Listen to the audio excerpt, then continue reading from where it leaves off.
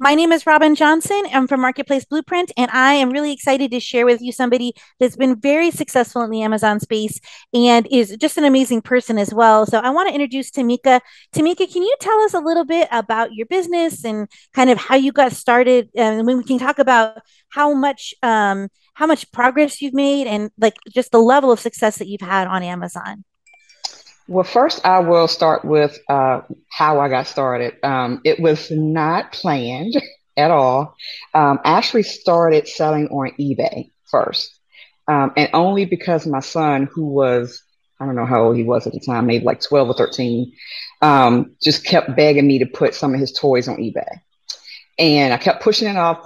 And then he finally said, okay, Mom, can you please sell my toys? So that's what we did. It was about November of 2013. Yeah.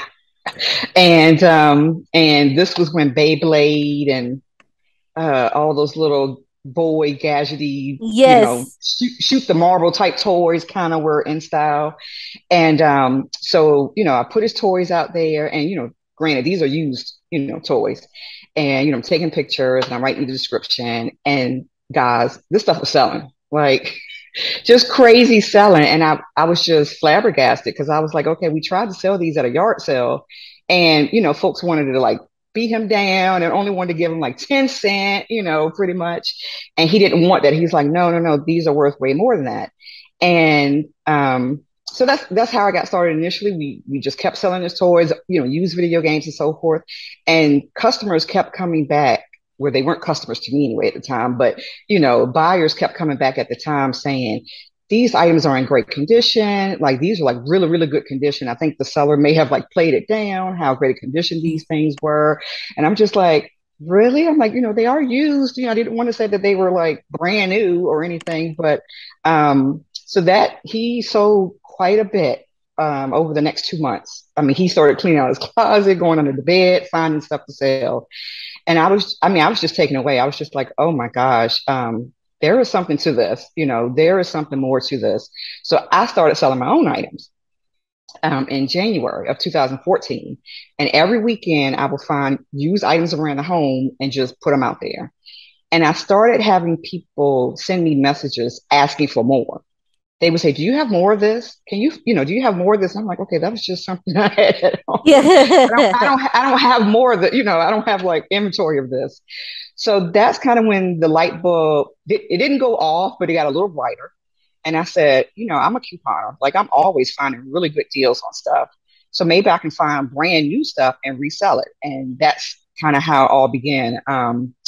Radio Shack was my first store to purchase from. For those of you who are looking at this and don't know who Radio Shack is, I can't even say they're like a Circuit City because you don't know what a Circuit City is either. But but they're kind of like a Best Buy. That's kind of how they were. More maybe on a smaller scale, more specialized. Like you went to Radio Shack and there was like certain wires you were looking for, certain electronics you were looking for. They didn't sell like appliances and all that. They were really like into the electronics arena. And I went into a Radio Shack and they had, I can't remember the name. I want to say it was Zag phone shields on clearance for a quarter. And so I was like, oh, wow, I know this could be something I could sell. So I bought what they had and I put them on eBay and I sold them for 25 bucks each. And they sold out. So I went back and bought more and did it again. And I said, okay. So then I started like driving around to different Radio Shacks looking for these phone shields. Couldn't find any more. So then I went on Amazon. This is kind of how I got introduced to the Amazon world because I'm still eBaying here. Went to Amazon and found the same phone shields that I guess the seller were trying to get rid of for like $1 or something. So I bought all he had and I resold them on eBay. So that's when the light bulb just went fully off. And that's when I said, oh, I can just find stuff in the store and resell and sell it on eBay. So that's when the light bulb was like ding, ding, ding, ding. And that's what I did. I was working corporate America at the time, full-time job. I'm a CPA by trade. But I was getting the burnt out stage of corporate America, and my eBay business was growing. I mean, just growing, and it wasn't purposely growing. It wasn't planned growth. It was truly by accident, and I just kept feeding into it. And about May of that year, that was May 2014, I was at work one day and I said to myself, this job is in the way. And it was just in the way of growth, of exploring and so forth. And this is still, I'm still eBay. And I turned in a 30-day notice with my job, and my family thought I was crazy. They thought I had fell and hit my head. They didn't know what was going on. They couldn't understand it. Even to this day, they still don't understand it. And that's kind of how my journey initially began. It was not planned. It was really by chance. I saw the potential in it. I saw that I needed to allocate more of my time, daytime, to it to help it grow. It was fine on nights and weekends, but I knew I needed more daytime to really expand what it was I was selling, to be able to grow my inventory. And I still was eBay for a while. I did not really figure out Amazon and the FBA, fulfillment by merchant piece of it, until about 5 months later. So my first Q4 with Amazon was 2014, and I was still a newbie. Like, I was just books and some toys. Like, I had no idea what in the world I was doing and what I should sell, how I should sell it. And that's kind of how it expanded. And that's about the time, 2015 or so, is actually when I met Rob. Yes. I know, I was still in my early phase of Amazon. And I was still doing eBay, because to me, eBay was like the world. I didn't even realize the volume you could have on Amazon. And that's how my journey began into the e-commerce reseller online merchant community. And I have definitely pivoted several times since then. I have changed business models quite a few times since then. I will say, me personally, I'm not your average online seller. Um, I definitely go against the majority and I go against the flow, and that has worked for me. Um, so my business today is primarily wholesale and private label items. I actually started a brand, didn't know I was starting a brand. So this is another, did not know what I was doing, 3 years ago. Um, did not come up with a brand name until 2 years ago. No, until last year, actually. And that was only because my IP attorney was like, you need a name. You need a name. You've been selling for 2 years and you don't have a name. So how do you sell a product and you don't have a name? And I'm like, I didn't know that my idea would grow. Like, I just kind of put it out there, and I did no marketing, and still to this day, no marketing. And I just didn't know. I was just trying it, and the trying developed into something. So primarily today, the way my business model works, like I said, I'm primarily wholesale and what you would call private label. I do very custom. I'm definitely in a niche.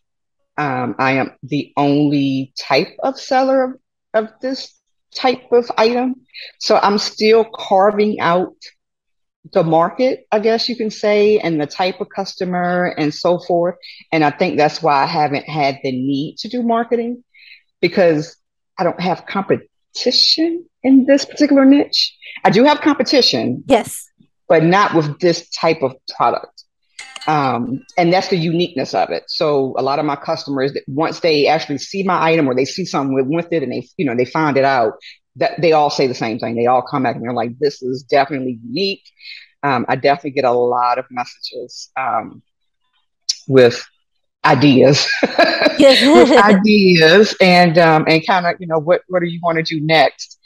But that's where I am today. I will say, for my Amazon business, while I do sell all year round, I haven't scaled back, but I only really focus on Amazon for Q4. So that's where I differ with a lot of online resellers, where folks are all in every day, every month, all year.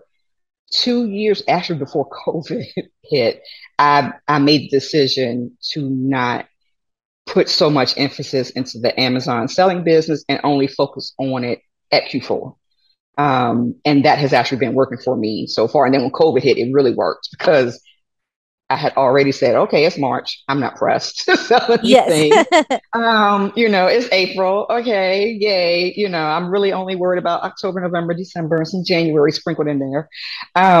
So that model has definitely been working for me mentally, financially, and physically. And you do have to take all of those three aspects into thought when you're starting any type of business, definitely the e-commerce business, definitely dealing with Amazon, mentally for sure.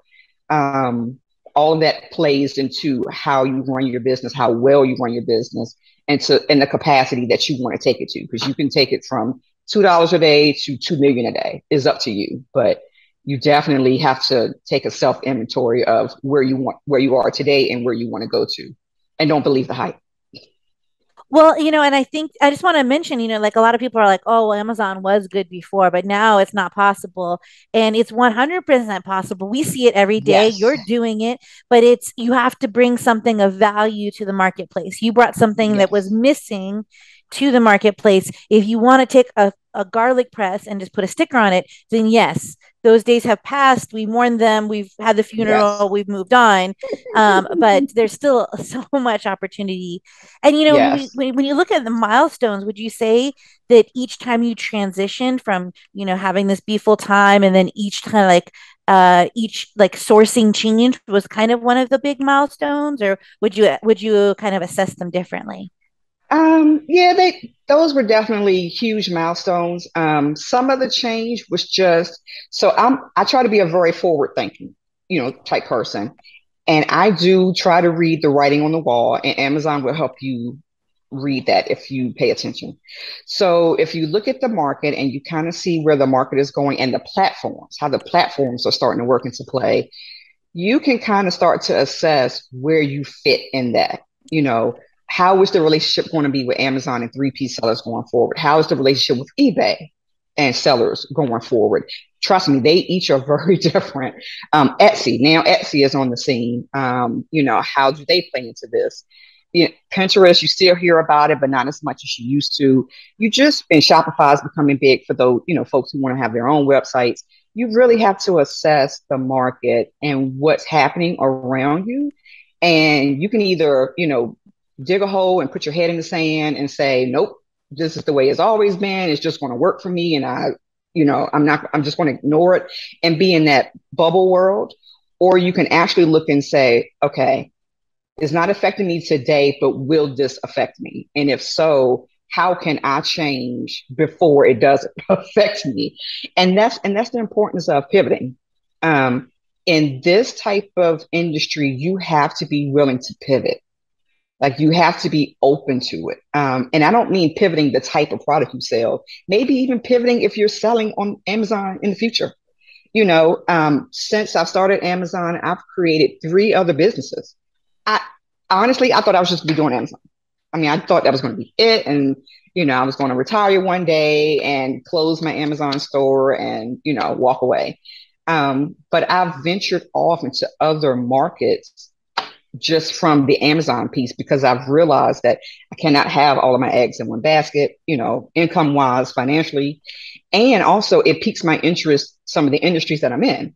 Um, like I said, I'm a CPA by trade. I don't do anything with CPA or taxes or anyone asks.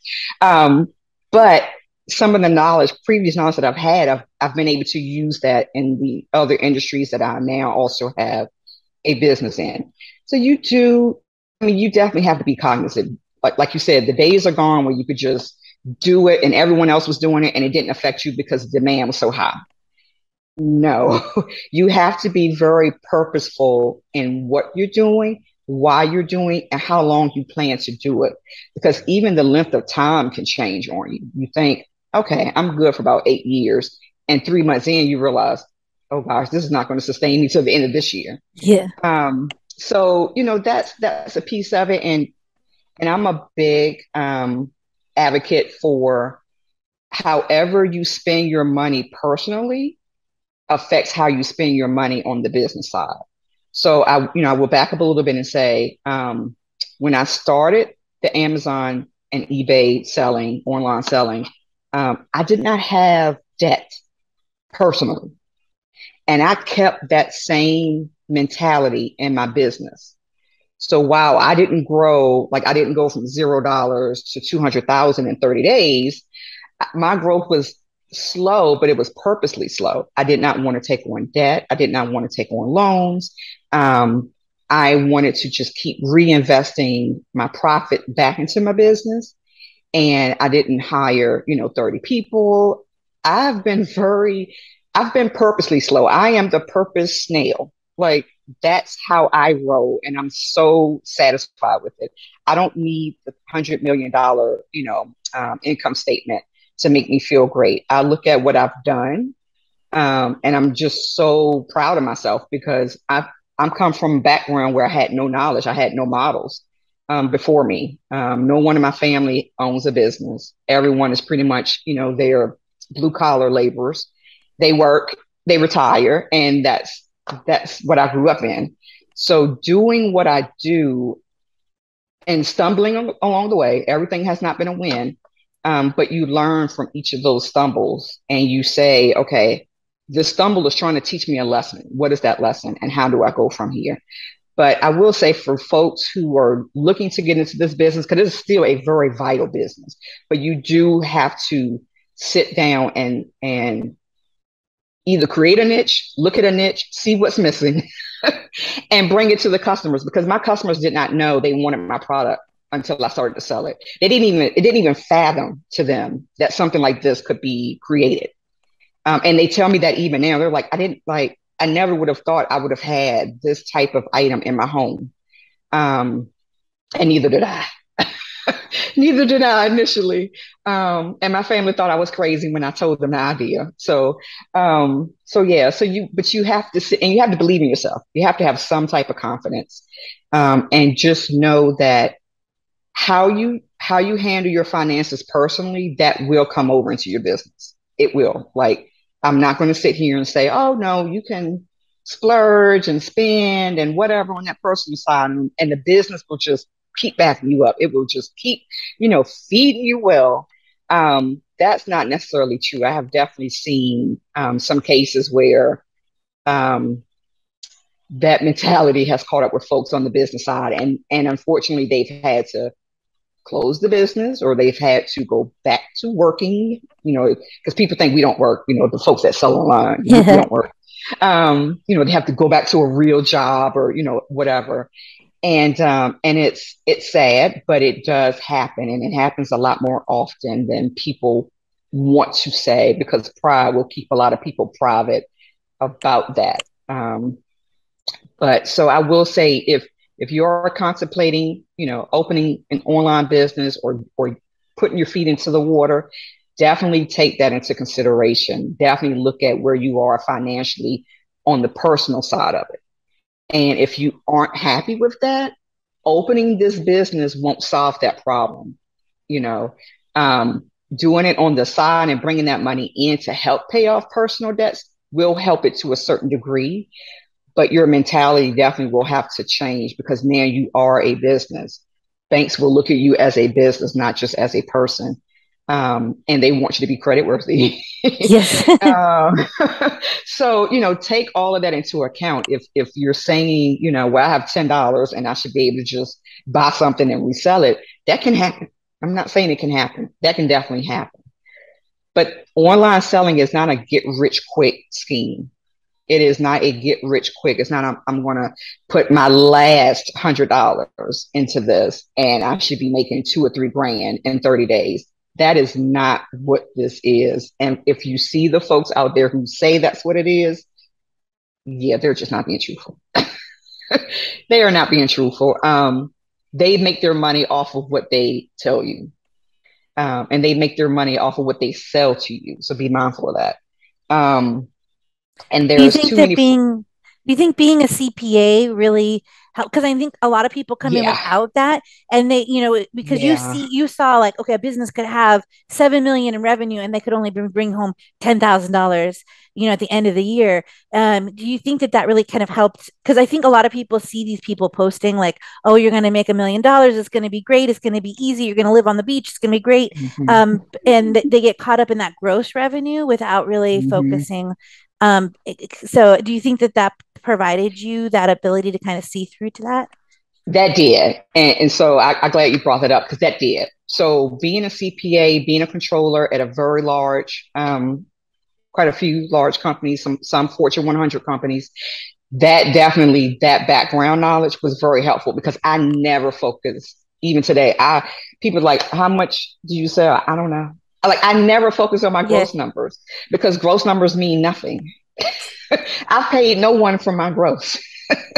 So yeah, so that definitely, having that knowledge definitely was a benefit for me. For those of you who want to go into this and know nothing about a profit and loss statement or income statement, balance sheet, so forth, please take the time to educate yourself. If it's YouTube University you have to do, if it's taking a class at your local community college, if it's tagging a friend who's in the financial industry just to ask them some questions, take that time because that's going to be time or money well spent down the line. I don't focus on gross numbers. I've been very adamant about the type of profit margin that I like to receive on the products I sell. I don't sell just to make 50 cents and say, oh, I'm making up in value. I'm not that kind of seller.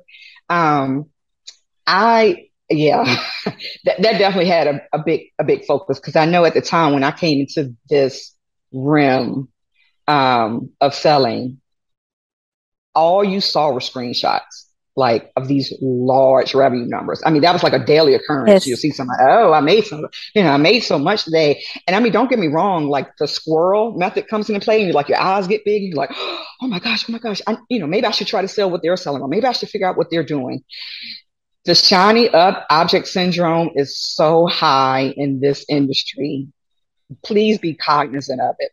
Um, believe like that's when you go back to being confident and belief in yourself. If you found a niche or if you know a market that's under tapped or not tapped, please be confident with yourself enough to go with that flow. You're going to see the numbers come through. Trust me, you're going to hear the folks. I do 10 million a day. I do 10 million during Q4. I do $1 billion. They do exist. I could care less about those numbers. What's your net profit? What's your profit margin? What's your net profit margin? I may sell two items and make just as much as you did selling 200. Like that for me matters. You Yes. know, my time is precious. My time is precious. I don't want to have to work as much to meet other people's numbers. Um, and I know like my financial statements are pretty strong. Like, I don't use debt per se, but I do have commercial lines of credit, and I've been able to get those without any problem. Like they see my financial statements, they see the money sitting in my bank accounts. Um, and I mean, to be able just to walk in and say, this is what I want. And then 2 hours later, they're calling me back to sign the papers. You may not get that, if your margins are very slim or if you're so dependent on only certain products, who have slim margins. Because there are a lot of folks who sell a lot of product at losses. Trust Yeah. me. So Yeah. just because you see that revenue number, oh, they're selling a lot of profit, a lot of product at a loss. Um, yeah, and they won't share those numbers. You won't see that piece of it. So definitely keep that in the back of your mind. That gross revenue, it doesn't mean anything. It just means they have some popular products to sell. I mean, it Yes. really doesn't mean a thing.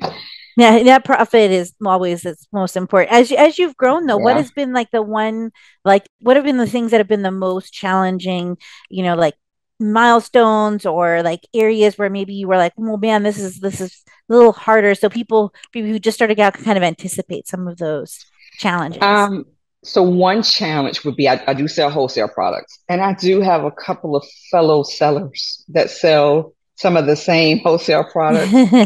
So I will say the challenge has been pricing. I like my pricing at a certain level. And I have these sellers come on and to me, they diminish the brand. Yeah. And they're not thinking about that. They're just thinking they want to get in, they want to get out, they want to sell quickly. They're not thinking about the overall effect that they're actually adding or taking away from a product and Yes. or the brand. Um, that has definitely been a challenge to still sell those wholesale products, and try to keep pricing at a certain level and not get frustrated with the sellers. It usually works out because they usually run out of inventory. I will say that they usually run out of inventory, and then I come, I'm still sitting there like, you know, I'm still Yes. selling at my higher dollar, making more money. Um, so that has definitely been a challenge, especially the last 2 or 3 years with COVID. You will see a lot of sellers, even large sellers, come in and undercut and undercut and undercut, and it's very frustrating. It's so frustrating. Um, and they don't need to. Like some of the products, I'm like, oh my gosh, you don't need to. Like, have you seen the sales velocity on this one? It sells like great. Like you don't need to undercut. But that's the mentality that they have, and they're money churning. Hmm. So that's a challenge too. I don't have to money churn. My Amazon account is a little older, so I have the bi-monthly payout. I don't pay attention to my payouts. Where some folks have the daily, they punch the button and they get the money and they need the money. But that goes back to debt, and that goes Yeah. back to how you do personally with your money. That does carry over into your business. I don't care what anyone says. You don't like spend recklessly on your personal side, and all of a sudden, you start a business, and you're Dave Ramsey. I mean, Yes. it's just that you just don't jump over like that. But yeah, so that pricing with sellers, especially during Q4, is definitely a big challenge. Another challenge the last 2 years, again due to COVID, is inventory. So I have had some large wholesalers close their doors.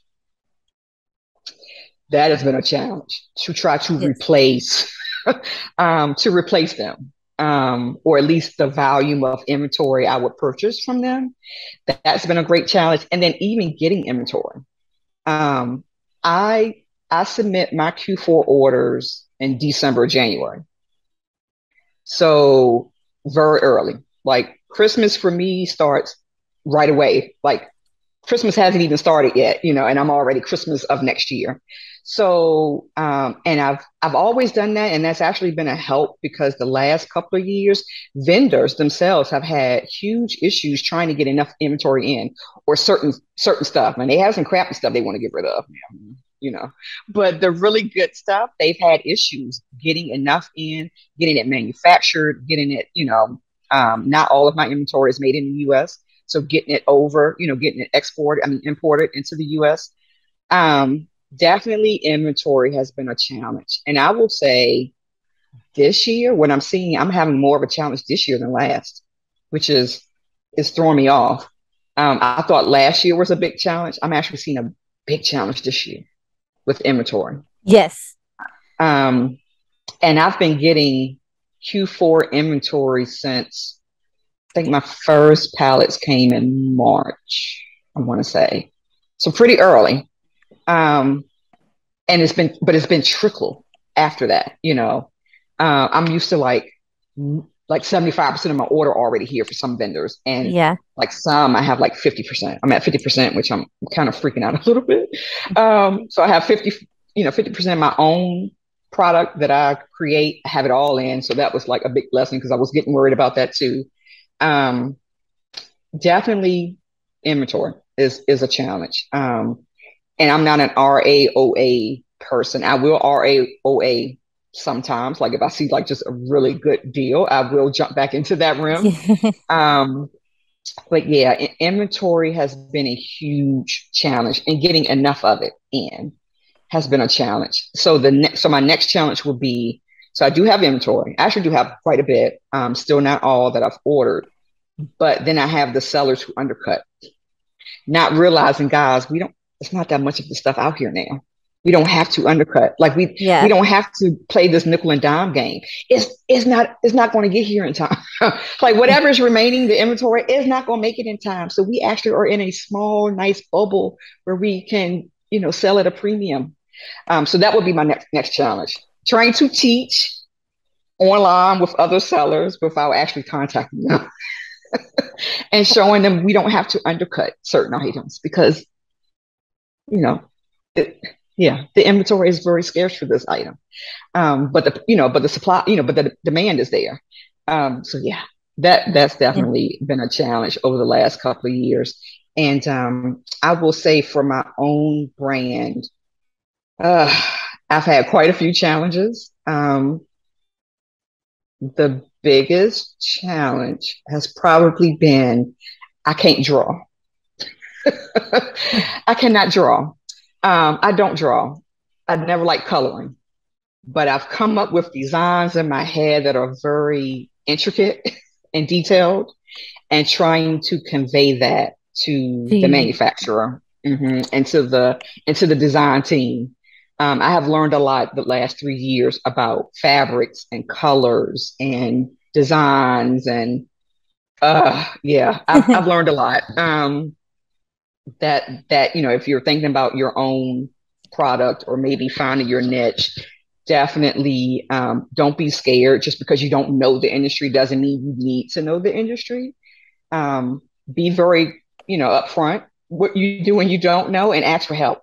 Definitely ask for help, and reach out. Like I still consider myself a small fish in the pond, and I've been very blessed to have been able to forge relationships with certain vendors over the years. And I don't take that for granted at all. I don't just assume, well, I buy this much from them, so I should have, like, some kind of high regard somewhere. No, I still am very humble in all of this. I do, like I said, I don't take anything for granted. Granted, anything can change at the drop of a dime. Amazon has shown us this in the last few years, that they can change the rules too at the drop of a dime. So you do need to be cognizant of that. Definitely, I would suggest for anyone new thinking of going into the online business, don't take your last and come into this business. I would not suggest that. Um, Definitely let it be a pot of money that you just kind of have, and is because this business is risky. It's risky just like the stock market. There is no given associated with it. There are wins and there are losses, and there are some losses that outweigh the wins, and there are wins that outweigh the losses. Um, so if you're looking like, I have my last $50 or I have my last $1,000 and I just want this to work, I would say no. As a friend, I would say no, because desperation causes us to make decisions hastily that, if we sit back and think about it, in hindsight, you're like, I shouldn't have done that. I was too desperate at the time, and I just went with the first thing and it sounded great, and I didn't think it through. So definitely, just be cognizant of that. I will say Q4 is a great time to get into this business if you can, if you're able to. Amazon is not the only platform you can sell on. Christmas time, you will see an uptick across all of the online platforms. I still am an eBay seller. I am also on Etsy. I actually love Etsy, by the way. Um, yeah, Etsy is going to be a game changer. And what would you say, like, what advice would you give yourself if you were half the size you currently are that would have helped you grow faster or more profitably? Faster or more profit? Buy more.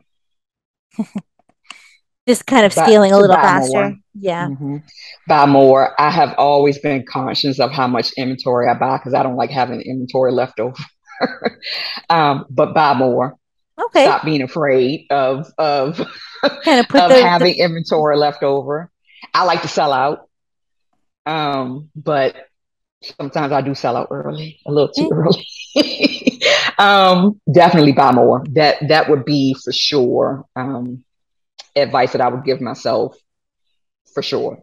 Buy more. And then we want to go through like a couple of quick fire questions. So just Mhm. like we're going to do a little rapid fire round. Okay. So because there's a lot of people who maybe want to sell on Amazon or eBay, but they don't have a lot of money. Ideally, like you said, we don't want to take your rent money and put it into No. e-commerce. But if you have a little bit of money and you have it set aside and earmarked for this, kind of giving them some guidance on where to start. So the first one is, do you think it's still possible to start an Amazon FBA business with with a very small amount of money? Amazon FBA with small pocket. Oh, how small? Um, Well, let's say that, uh, what how much money do you think that people need in order to start with yeah, Amazon? that's about, yeah, thank you for rephrasing that. I will say to in today's world of Amazon FBA, I would suggest at least 2 to 3 grand. To be perfectly honest, you need enough money for the apps, you need enough money for inventory, you need enough money for supplies, for packing supplies. All of that is going to eat into your money pretty quickly. So definitely at least 2 to 3 grand. Would you say like with about half of that going towards inventory and then half going toward like some of the setup costs? Um, let's say if it's 3 grand, honestly, I probably would do roughly about 1,200 inventory, 500 packing supplies. That leaves you 1,300. 2 to 300 for the apps and so forth, Hmm. because you're going to need a few apps. And then the rest, just a reserve, because something may come up that you need to pull from. Like, and you always, in business, you always need a reserve. Like, Yes. you definitely need a reserve. So I would keep the reserve, even if the opportunity comes up for you to buy more inventory, you have it. Um, hint, hint, buy more. So yeah, so definitely have a reserve there. So yeah, about 1,200, about 40% for inventory. And I think I know the answer that you're going to give on this, but one of the questions a lot of times people ask is, is it profitable to buy things on Amazon and sell on eBay? What are your thoughts on that? Yes, it is, especially during certain times of the year. Yes. Um, And there are times specific of the products. year, yes, where sellers are voluntold they need to get rid of inventory. so, you, Yeah. so you will see fire sales happening that on eBay, the pricing is still, where it needs to be. Yes, you can definitely flip from Amazon to eBay very easily. Definitely.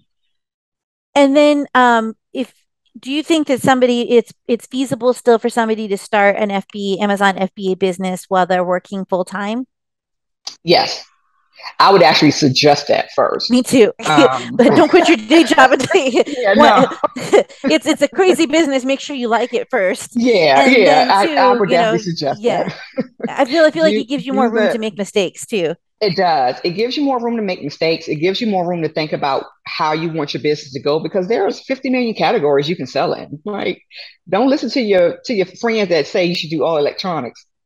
I personally, I wouldn't do any electronics, but I mean, Yes. but people will tell you that. They'll say, "Oh, you need to sell the TVs and the hot stuff." Probably my piece of advice: go against the grain. Yeah. The I always stuff tell people, that I yeah, sell, go against the grain.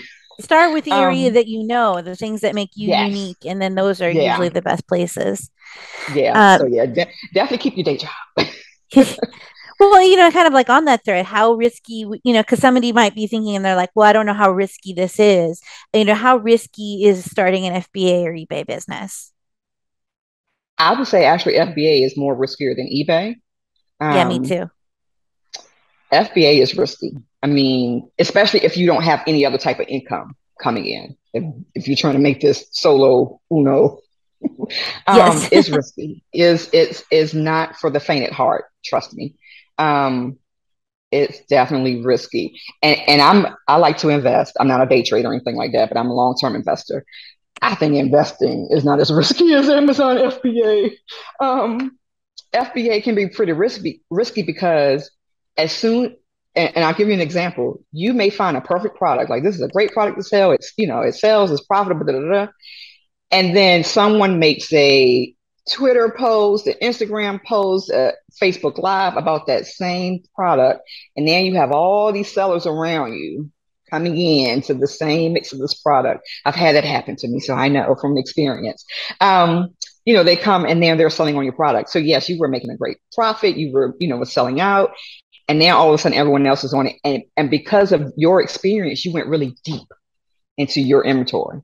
And now that inventory is either sitting because now everyone else is selling it and they're selling it for $5 cheaper or whatever cheaper. And now you have to make the decision of keep it or let it go. And I will say let it go, probably. I mean, honestly. And do you recommend, I mean, I think, again, I know you well enough. I think we're pretty in alignment on this. If you had to, and you kind Mm-hmm. of hinted towards it already, if somebody's choosing to start Amazon versus eBay, which way would you have them go? Oh, I would definitely do eBay first. Yeah. eBay will teach you the basic foundation principles of online selling and customer service. Mm-hmm. You're not able to interact with the customer as much on Amazon as you are eBay. But trust me, customer service is huge. It is still huge. Even on Amazon, there are ways you can still convey great customer service even on Amazon. Yes. But eBay will give you the basic foundational pieces that you need to learn how to create a listing, to create it well. Pictures, descriptions. eBay will give you the true ABC Sesame Street version of selling online that will easily convey over to Amazon. And you will start to look at Amazon differently, and you probably will sell different items because you will realize, like, oh, wow, this is great on eBay. It may not be so great for Amazon because they are definitely two different platforms. They have a different set of customers, folks. Keep that in mind too. Their customer bases are different. Um, but yeah, and people always ask me all the time about selling online and so forth, and I always suggest do eBay first. Do eBay first. If you want to find some money, look around your home, find stuff that's in pretty decent condition, take some pictures, put it out on eBay. Um, Look at other competitors, look at the same product on eBay and see how those listings are formed. If those pictures are really nice, you want yours just as nice. Trust me, customers pay attention to the pictures. They don't want no fuzzy duzzy stuff going on. But eBay gives you a chance to mess up without, really recklessly hurting yourself. Amazon, because you do want to send in a pretty good size amount of inventory, you don't have as much wiggle room there. And there's a lot Um, more rules. oh, it's a lot more rules. Definitely a lot more rules. And that's the part I don't think people talk about a lot. So Yeah. while knowing how to sell online is important, knowing how to manage Amazon is your number one goal if you're really serious about this and you get into it and you get into the Amazon world. Managing Amazon can be a full-time job, definitely part-time. Just managing Amazon and all their rules and all the changes and what they're doing today and how it's not working or opening cases or trying to get help from them. Managing Amazon is a huge factor that I don't think I've heard any gurus talk about because people don't want to hear that there are issues behind the scenes. There are nuances behind the scenes. You just don't sell on Amazon. You have to be approved to sell some items. I was talking Yes. about electronics earlier. You can't just be selling a TV on Amazon now. I mean, you can, there are certain, you got an iMac or iPod or whatever. Like, You need safety iPod, good gracious. testing, all of those Yes, I things. mean that, Yes. you're selling toys. Do you have compliance documents for those Mm-hmm. toys? Those are all the nuances behind the scenes with Amazon that folks do not talk about. I do sell toys, but they're wholesale, thank goodness, because I get requests all the time for the compliance documents. I can go right back to the manufacturer and say, hey, I need the CDC testing report. I need this report for this product. You buy your stuff from Disney, you can't get that. You go and get that Disney Plus and it's selling really well, then all of a sudden your listing is shut down because you need compliance documents. Mm-hmm. I don't think you have a direct line to Disney to say, can you send me compliance documents, please, for And this if you item? do, yeah, that's great, but not very many people do. Yeah, What but advice yeah. would you give somebody that's just getting started on? Maybe they've already had some success on eBay and now they're branching into Amazon. Would it Mhm. be mostly around the compliance, or do you think it's more along the lines of, kind of just managing the rules? What would you say? If they're just getting started, number one rule, and this is what I did without knowing how much it would help.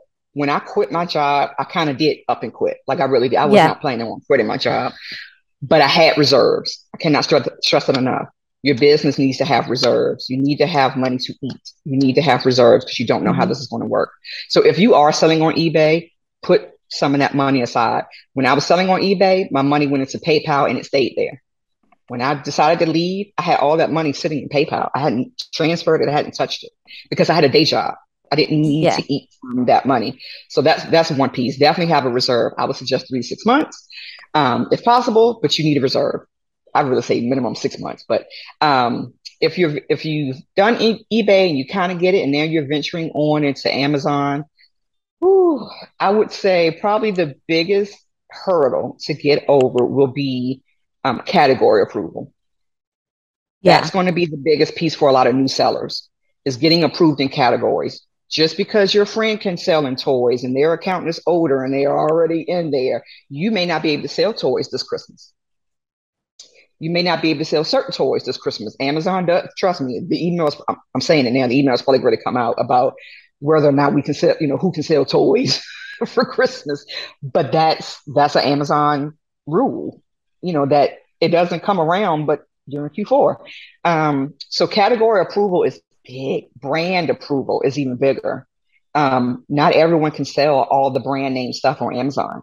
I mean, yeah, like, you know, I used to do some shoes and apparel at one time. That was definitely a big thing for me. So, so your Nike, your Under Armour and all of that, you may not be able to sell that. And you have to get Yeah. approval for this stuff. And and so the crazy part about Amazon is they want you to buy inventory with the prayers that you get approved. And you may not. And you have stuff that you bought that you can't sell. So that's when you go back to eBay. That's why we tell you start on eBay first. So that way you kind of know, Yes. like, oh, okay, let me go back over to eBay. Um, so for a new seller, yes, brand approval and category approval will be your first two hurdles. If you can get past those, compliance will be next. And you do need to learn about compliance. You need to learn about hazmat. You need to learn about pesticide. You need to learn about compliance. And so what I will say Amazon does great. They do have Amazon Seller University. A lot of new sellers pay no attention to it. They no attention to the videos, no attention to the how-tos. You definitely want to, because it shows you how to prep your items to be sent into Amazon. It shows you what's required, what isn't required, what they're looking for. They give you what they want. They don't hide it. It's there. You just have to go looking for it. It's not a lot of hand holding in the Amazon world. We do have Amazon seller forums. You will see a lot of newbies come out and say, and ask questions on the forum that most of us know you shouldn't be asking, because that tells us you didn't do your prior research before asking. So you may get some snarky remarks Yeah. if you ask certain very newbie type questions, because we know you didn't even search, like you didn't even Google. You didn't do the basics. So Amazon FBA, a lot of the onus is on you, and Amazon will tell you that everything is on you. That product doesn't comply, that's on you. That product doesn't meet these standards, that's on you. That product has been recalled, that's on you.